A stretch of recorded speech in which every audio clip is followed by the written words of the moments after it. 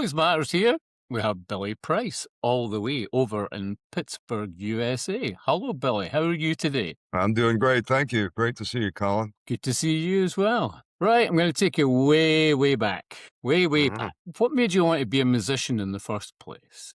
Just became a fan of, almost obsessed with the music that I heard on the radio when I was growing up. I grew up in the early days of rock and roll, R&B artists like Little Richard and Fats Domino and Chuck Berry and Larry Williams and some of those greats. And that was coming out of my radio when I grew up in northern New Jersey in the U.S. And then the early soul music artists like Sam Cooke and Jackie Wilson and Solomon Burke.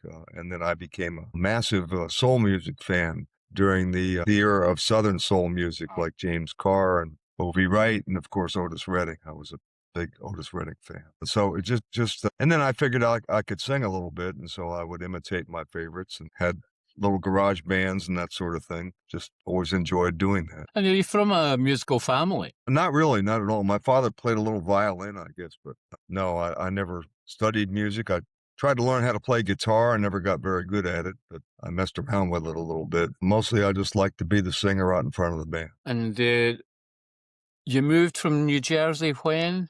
In the early 19s, had gone to college at Penn State University, which is in the center of the state of Pennsylvania. And then we started to perform in Pittsburgh. I had a band there.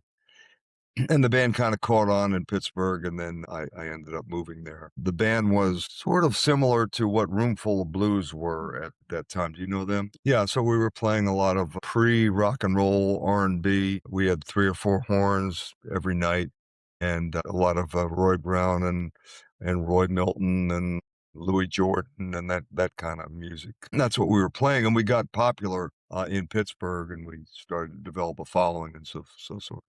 And when were you first on stage? Can you remember when you were first on stage? How you felt? Sure, I do. I had a band that was very popular in high school, and the way to get status in high school was generally to be a good athlete, to be a football star or a baseball star. And I was a pretty mediocre athlete, but I figured out I could get some attention, recognition by singing in front of a band. And so that was part of the attraction of it for me. And always being a frontman, how difficult is that? Well, if you like to show off, it's not difficult at all. Right. Would you say you've got that kind of personality then? Yeah, I mean, I think of myself as an introvert, but you would never know it when I perform.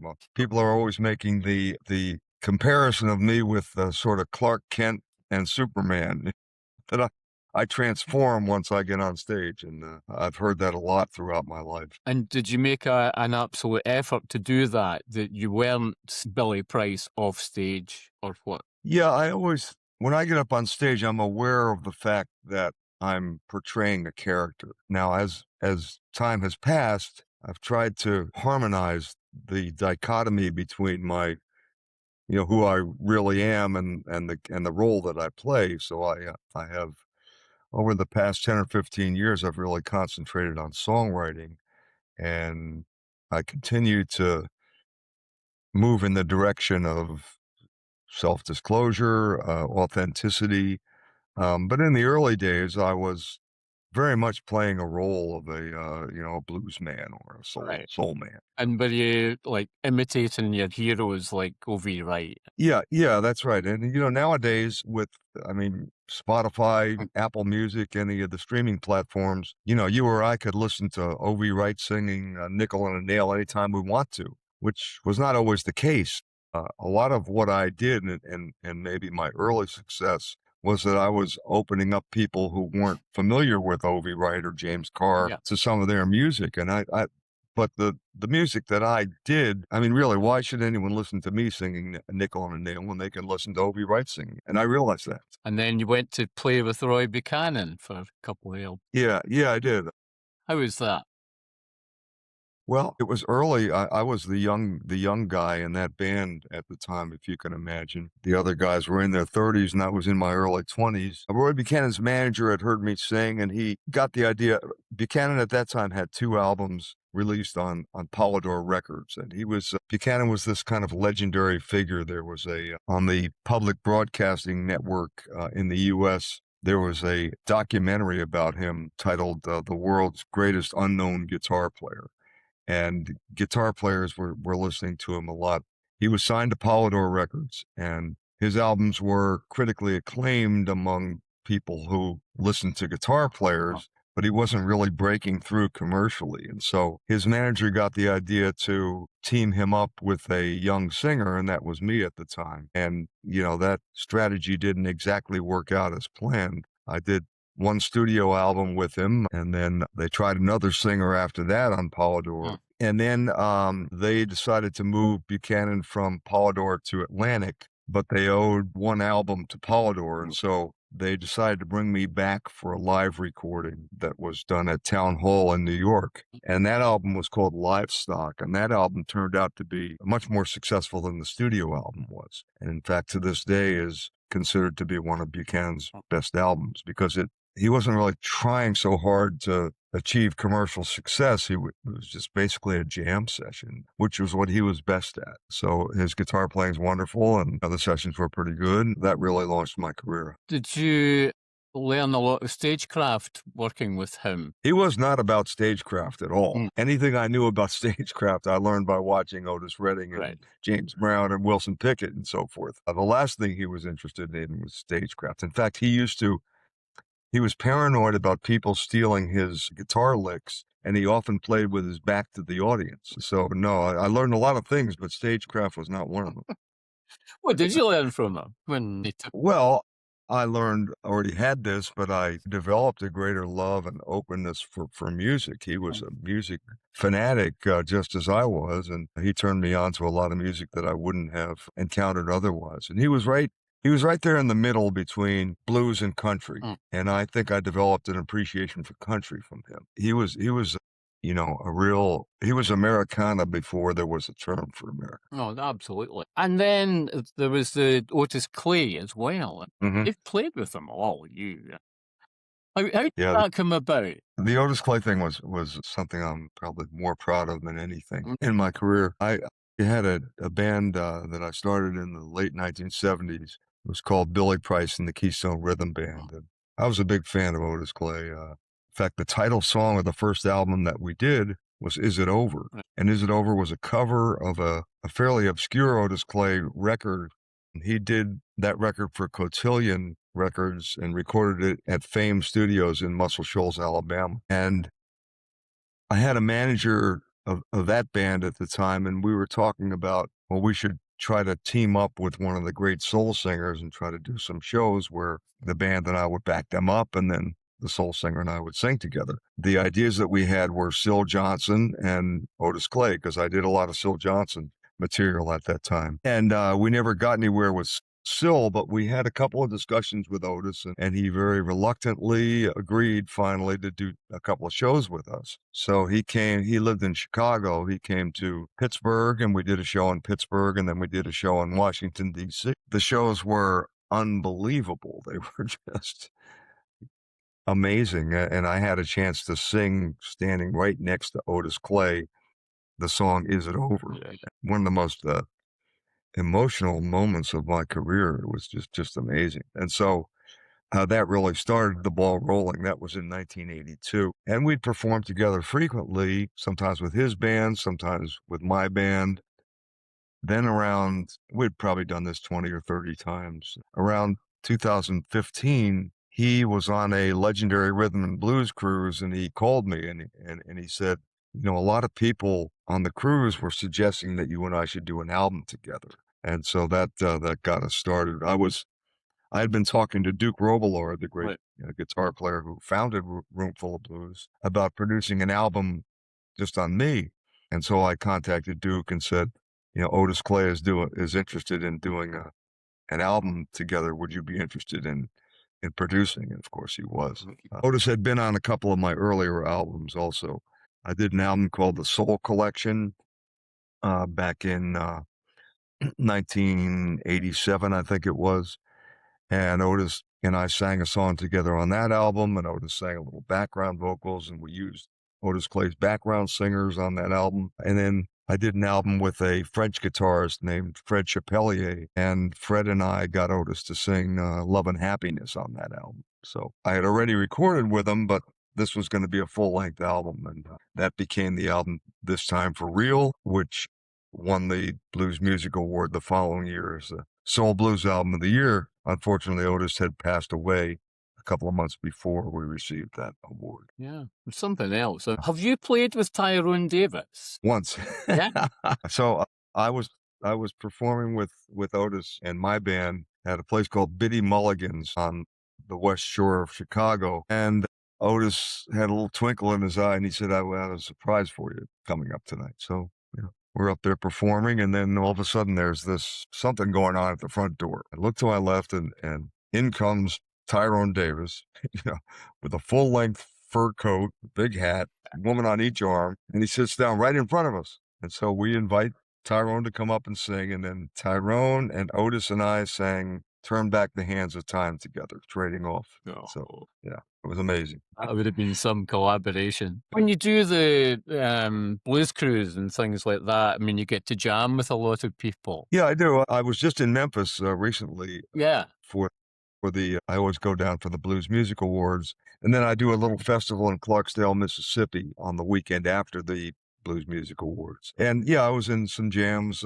with Anthony Gerasi, great keyboard player, and let's see, we had Gabe Stillman, great young guitar player, and a couple other guys. And so I do that. It's not my sweet spot exactly to do the jamming. I mean, I can do it, but I am much more comfortable with my own band backing me up. And have you any favorite places that you play? There's one place in Annapolis, Maryland called the Ram's Head. Used to be the Ram's Head Tavern. Now it's called Ram's Head on Stage. And I've done a couple of live albums there. The neighborhood bar that I play here in Pittsburgh is called Moondogs, and I play there all the time. And there are a lot of places on the road that And festivals are intimate gigs. What would you prefer? As it just doesn't matter? Well, I'd prefer to play festivals. They pay a lot better than small clubs, but I love to play intimate settings. I actually like being right on the floor and having people right in front of my face, because what it's about to me is trying to make a connection between me and the audience. And when I can see that a connection is being made, it's reinforcing and it's validating. I mean, that's you as an entertainer. You're in your persona. Yeah, I think that's right. I think that's right. And what's your thoughts on the blues as a genre? Well, the blues has evolved over time. I'm a big fan of, we mentioned the pre-rock and roll R&B. I'm a big fan of that. And of course, there's a strong element of blues there. My favorite blues singer has always been Bobby Bland. In fact, I did a tribute to Bobby Bland here in Pittsburgh about 6 or 7 months ago, where we did all Bobby Bland's material. Hey. Oh, actually, Bobby's son, Rod Bland, was playing drums in that jam session I mentioned in Memphis recently. So I got to do that. Bobby Bland is not, I love Chicago blues. Don't get me wrong. Howlin' Wolf, Muddy Waters, love that stuff. Yeah. But I've never really done that style of blues that much myself. And I lean more toward the Bobby Bland style, which is a little bit more musically, I don't want to say sophisticated, because I don't want to imply that there's something unsophisticated about Mississippi Chicago blues, but it's a little bit more, it has influence of jazz and influences of soul and so forth. Bobby Bland is not, he's the best blues singer there is, in my opinion, but he's not just a blues singer. He's also a balladeer in some cases, and that's the way I lean myself. They talk about the Mississippi Chicago style blues and then the Kansas City Texas style blues. I have always been more Kansas City Texas than Mississippi Chicago, but I don't mean to imply that I don't love all of that stuff. But you know what blues today is a catch-all term for a lot of different styles. You mentioned Tyrone Davis before, and another great soul singer was Johnny Taylor, and both of them toward the end of their lives were recording for a blues label, Malaco Records, out of Jackson, Mississippi. And I think both of them did not like being called blues artists because they had been hugely successful soul artists and R&B artists. And so blues, the word blues today encompasses a lot of different styles, you know, and to try to sort all that out is something that's too complicated for me. Certainly is. You know, I think you could say that a lot of what you hear at festivals and on cruises and so forth tends to be guitar dominated these days. And you know, I go way back with the guitar domination thing to Buchanan, but it's not really my favorite kind of stuff, you know? Paul, would you say your favorite stuff was? Well, again, I love piano, I love vocals, I love background vocals, and I love horns. I've always worked with horns. I just noticed, you know, one of the things that struck me in Memphis and Clarksdale was how few horn players I heard. I heard, you know, 5 million harmonica players, but I think I heard one saxophone player the whole weekend, you know? Yeah. I was actually lucky enough to go there last year. I was in Memphis and Clarksdale, not at the same time as you, but just a couple of months. Traditional, everything's brilliant. You've got the harmonica, you've got the guitars, but there are not many horns. Why do you think that is then? Well, one thing is it's a lot easier to carry a harmonica up on stage than just a saxophone. Yeah, probably that. Yeah, but you know, my goodness, there's some harp players I love. You know, I love Bob Corritore, I love Kim Wilson, I love Jason Ritchie, and what's the best advice you've had in your career? Well, I've gotten a lot of. I thought of something. I was struggling there for a minute. I worked with a songwriter and producer by the name of John Tiven, who had produced Little Milton and Syl Johnson. And at one point, John and I started to write songs together. We actually have a song that we wrote together on my latest album and on my last album. So John has become a good friend. But when I was first getting to know him, he asked me to send him some of my CDs. And so I did. And he very gently said to me, you know, one of the things that Syl Johnson told me about Al Green was that in the studio, you could, you know, Al would have his earphones on and you could stand 2 feet away from Al Green and you wouldn't hear him singing. He was singing so softly and so gently. And John said, you know, women don't like to be yelled at. And he said, what I hear on a lot of your singing is that you're singing louder and more forcefully than you need to be soulful. I think a lot of people equate, and especially Caucasian singers who are trying to sing soul music, they equate, you know, shouting and singing in a gruff voice with soul. One of the things that I learned, you know, just reflecting on what John told me and just through experience, is that you can be more soulful in many cases singing softly than loudly. I have a choir director. I sing in a gospel choir. Right. Here in Pittsburgh. And one of the things he said that reinforces this idea with me is he says often, never sing louder than you can sing beautifully. And I try to take that to heart. Right. Yeah. So are you a tenor? I'm a tenor, yeah. Second tenor? First tenor in the chorale, yeah. Yeah. There you are. Right. Let's talk about this new album, Random Madness. Tell us all about it. Where it was made, how it was produced. It was the second album that I did with Tony Bronigal. Tony is a former drummer for many years with Bonnie Raitt, Robert Cray. He's currently the leader of the band that backs Taj Mahal, the Phantom Blues Band. And Tony has won Grammys for an album that he produced on Taj Mahal. You know, his resume is stellar. I produced an album last year, 2 years ago, or Tony produced an album on me called Person of Interest. And on that album, I went out to Los Angeles where he lives, and we recorded that at Johnny Lee Shell's studio. Johnny Lee plays guitar with Taj Mahal and used a lot of studio musicians, and, you know, it was a wonderful album. I loved it. But I really wanted, on the latest album, to play with my band. My band is sensational. They really, really are. I've been with them for many, many years. In fact, I've been working with the bass player and drummer off and on, mostly on, since 1978. Yeah. So, you know, when you work with people for that long, there's a communication that happens that no matter how great a studio musician is, they're not gonna recreate. There's just Yeah. no substitute for that. So I had talked to Tony about coming to Pittsburgh and doing an album with me and my band here. And, you know, he listened to them, listened to some recordings and watched some videos. You know, he realized they were good. And so he came here and we worked at a really good studio here in Pittsburgh. And I mentioned before about songwriting. I wrote every song on the Person of Interest album. And again, I did that on Random Madness, the new one. And I've tried to dig maybe a little bit deeper, a little more personally on the songwriting side. But we're very happy with it. We love it and are excited to have it out there. Your songwriting, what comes first? For you, is it the lyrics or the melody? I've developed a great collaborative relationship with the keyboard player in my band, Jim Britton. And Jim is a very prolific writer. He'll write something just musically sometimes he has a few lyrics and sometimes he doesn't, but mostly he just sends me tracks. And then I just keep my eyes and ears open when I'm going through my day. And I have a running list of song titles that, like, I could be having lunch at a restaurant and maybe there's two guys next to me and they're talking, and one guy will say to the other, "Man, you know me, I got that dog in me." And I'll think, that could be a song title. And Right.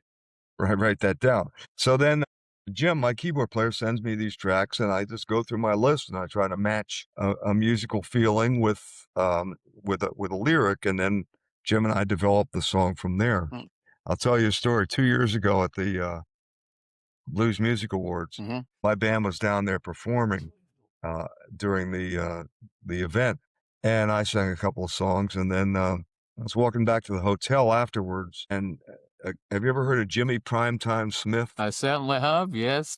Yeah, so he's sitting outside the hotel, and I go walking by. He says, "Man," he says, "I heard you singing in there, man." He says, "As soon as I heard your voice, I had to put my fork down." I said, I put my fork down. I said, "Jimmy, you and I just wrote a song. I haven't written that one yet, but sometime Definitely. down the road, I'll write a song." I had to put my fork down. So my ears are always open for a lyrical idea. Right. So let's talk about some of the songs. I've just been watching your new video for I Was a Fool. Yeah. That looks fun. That's fun. So where did that come from? Yeah, that's very interesting. So I mentioned Jim Britton I write with. So he had a live recording of me singing "Turn Back the Hands of Time" with my band, the Tyrone Davis song. And toward the end of the song, just as we were almost finished with it, I was just vamping vocally, and I just sang, "I was a fool for the things that I said." And Jim like took that little snippet of me singing, just improvising those words, and he put it to a music track that he was working. And so that was the beginning of "I Was a Fool." Yeah. That one developed differently than any other song. And I Got That Dog in Me. Where did that come from? Again, it's just, you hear that. Sometimes you'll hear like a baseball manager talking about one of his players, and he'll say, "He's got that dog in him." Or, you'll hear it about somebody, who's always running around after women. He's got that dog in him. And I liked the idea. I didn't want to make it entirely about sex. I wanted to also include the idea of somebody that offends easily, and that is always looking for a fight with somebody. And I have some of those qualities myself. So I wrote a song about it. It's a little bit autobiographical, and I kind of make fun of myself. Is that the same with I Said What I Said? Well, it's definitely the same with Creature of Habit. Creature of Habit is that way. I Said What I Said. That's another phrase that's just out there in the popular vernacular. It's kind of a meme that people say. And I said what I sometimes there's a satisfaction that you get in not holding back things that you want to say but don't say, just letting them out, relieving that pressure. There's a kind of a cleansing quality to that, and so that's what that song is about. And Rent Free. Which one? Rent Free. That's really about a specific relationship that I was in, and a kind of a tribute to that person and that that time in my life. And exit strategy. Yeah, it's that's I think a veiled reference to current political situation and um, just the kind of fear that's afoot in the world these days, and I guess that expresses a way of protecting oneself from some things. Dirty Near Revelation. Where does that come from? Dirty Knee Revelation. Had a friend who was a poet, and Hmm. and she came up with that idea, and there's a spiritual Yeah. message in the song as well, and the idea of being bereft and having no options remaining. And there's also some elements of, a lack of faith, feeling a need for faith and not really having it. So that's what that song is about. And Stickers on My Suitcase. Yeah, that's a sort of a seduction song, but it's the seduction song of an old guy Right. who's still trying to get in the game. And well, you'll see some wear and tear, but that's what it is. I have a lot of stickers on my suitcase. I've been using that phrase for a long time about a lot of things. I have a lot of stickers on my suitcase, Right. meaning I've been around, I've had experiences, and so Being a musician, I mean, it has to relate to all the places that you've been live, yeah? yeah. Different Yeah. countries. What's your favorite country to play? Well, I love playing in France. I've been to France Mhm. many times. I'm sort of a Francophile Right. myself as a result of that, and I have done a couple of albums with the great Fred Chapellier, great guitar player. How did Fred that was come about? what's that? How did that come about? Did he look for you, or did you look for him? Or what was the He was a big Roy Buchanan fan, right? uh, and but he followed. He was introduced to me through my recordings with Buchanan, but he continued to follow my career. And I had an early website where I had a guest book on the website. You don't see that very often anymore, but he had posted on my guest book, introduced himself, said he was an award-winning guitarist in France, and he'd followed my music, and he said, maybe sometime we could perform together. And eventually he sent me some of his albums, and it took me a long time to listen to them. They were in my car for probably 6 months before I was cleaning out my car. I thought, well, let me listen to this French guy. And I put the CD in, and man, he knocked me out, killed me. Great. Recording an album called A Tribute to Roy Buchanan for Dixie Frog at the time. And he asked me to sing A Nickel and a Nail on that album, and I did. And then from there, we started to collaborate, and we eventually did a studio album together. We toured together 4 or 5 times, and we continue to be in touch. In fact, he wrote Exit Strategy with me. And the song "Random Madness," I'm touched on that one. Who wrote that? Well, I wrote that with my keyboard player, Jim Britton. That one's a little different from all the others, and it's really a reaction to being the age that I am. 76 years old. People die. My friends die.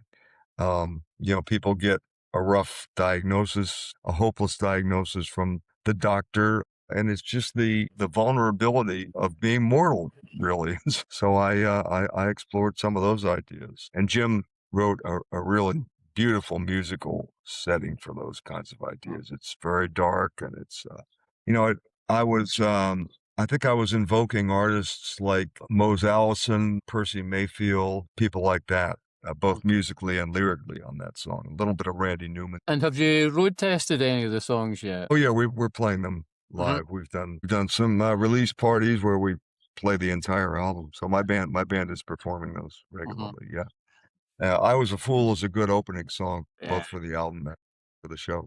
Yeah, they're doing well, and I do notice also that Random Madness seems to be grabbing people. I can see it. They're listening and they're hearing it. When you're playing live, do you stick to a set list? Do I do what?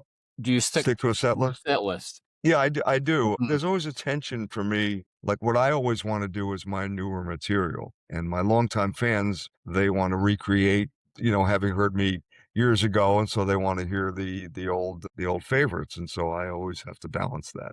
I probably lean a little more toward the newer ones than the older ones because I figure I'm not famous enough or successful enough that I have to be constrained by that. But I do, I do throw as many of those in as I can. There's Hmm. one song, it's always puzzled me why it's so popular, but it's really popular. It's called El Dorado Cafe from my Yeah. early days. Whenever I feel like I'm not really getting through to the audience, I'll pull out El Dorado Cafe. Always breaks the ice every time, and I'm puzzled by it. I don't understand it. It's just that connection as well, isn't it? With Yeah, that, I think it is. Yeah, people get an idea of what a song should be and what the person should be singing. yeah, yeah. But I'm not. I am not a person who. I'm not nostalgic. I'm just not. I'm not looking to recreate the good old days. They're gone, and I want the good day to be today, not 10 years ago or 20 years ago. Yeah, I'm just not interested in doing a tribute show, a Billy Price tribute show. I want to do like what's on my mind today. exactly. Because I don't want to be constrained by it, and I want to keep growing and developing. And for you as an artist, what would you say that success was? I mean, you've won a lot of awards and things, but what would you say success was? I think I already have it. I have the ability to finance being able to write and perform songs and to continue developing. And Ah, so there's always a sense among people in the music business, and probably the music business is not unique in this way, but there's a sense of, oh, if I just get this next carrot in front of my face, then I'll be happy. And I resist that. I want to be grateful and happy with what I have, not look out for the next carrot. Sure, I'd like to play more festivals than I do. I'd like to be invited on the big blues cruises. So that would all be nice, but I'm not holding out for that. Realistically, I think what I have now is what I'm going to have, so that's okay. and have you any plans to come over to the UK and play? I would love to do it. I don't have plans to do it, but Mm. I would love to connect with a booking agent that could make that happen. I would love to. I know musicians in the UK that I've spoken to that have told me they would put a band together around me, and Mm. so I think I could make that happen pretty easily. And what are your hopes? So, you agents out there, if you're listening, call me. What are your hopes and fears for the new album? Well, I'm keeping my eye on the radio charts, and I think I'll start to show up there because we have distributed it pretty well among radio stations, and I'm seeing a lot of stations that are beginning to play it. So I'll be watching that, and reviews in magazines like yours and others have been pretty much universally positive. We have a review coming out in Downbeat and one in Living Blues and Blues Music Magazine and a feature in Blues Music Magazine. So, I think it just sort of continues my legacy, and just happy to have it out there and proud of the work. And what do you want to say to the Blues Matters readership? If you're not familiar with my music, please listen to it, and I hope you enjoy it. Fantastic. Great. Well, thanks for talking to Blues Matters. It was a pleasure. Thank you.